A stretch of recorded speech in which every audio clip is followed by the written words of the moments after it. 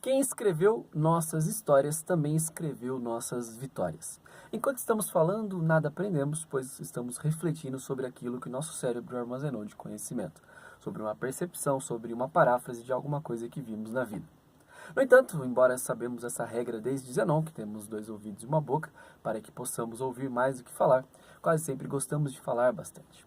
E no âmbito do trabalho, não diria no âmbito pessoal, porque aí já é uma questão muito personalíssima, de acordo com as pessoas que você convive, mas no âmbito profissional, às vezes falamos demais.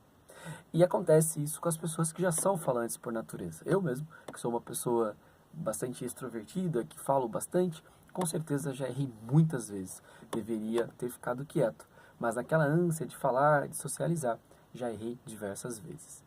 E quase sempre a gente erra quando, após comunicar um fato, ainda colocamos nossa opinião ou quando desabafamos.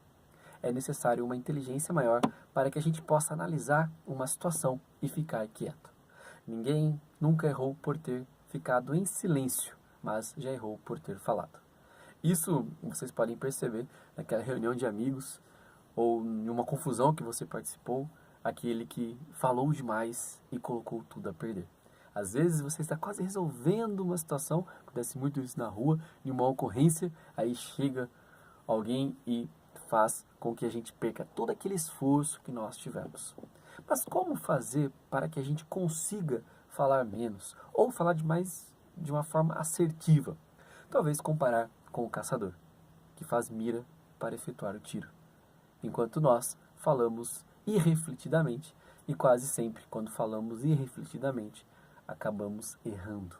Até mesmo porque nós temos que explicar o que queríamos dizer quando fomos falando sem pensar o porquê estamos dizendo aquilo que nós estamos expondo às vezes sem necessidade alguma.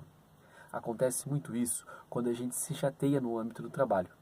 Às vezes você tem 1, 2 chefes e você fala de um, fala de outro, ou de repente você acaba externando sua insatisfação quando não foi pedida a tua opinião. É complicado isso, mas talvez tivéssemos mais paz na família, no ambiente do trabalho, se nós pensássemos nisso. Quando nós vamos falar, é necessário ter um objetivo a alcançar. Quando temos sede, vamos até o bebedouro pegar um copo d'água. Quando temos fome, nós vamos comer.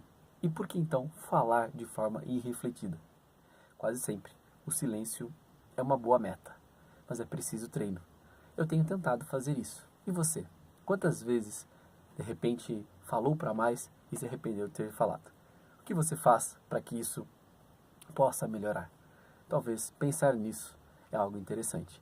E não que teu silêncio vai ser frio, mas será um silêncio daquele que observa e no melhor instante faz uma intervenção para que agregue ao instante. Para que aquela máxima de que as pessoas que chegam até a nossa presença nunca saiam igual, mas saiam melhores. Nunca piores, mas sim que saia de uma forma agregada do que nós dissemos. Pensando assim, talvez a gente torne o nosso meio um pouco melhor e as pessoas que passam por nossas vidas terão prazer em ter conhecido a nossa pessoa.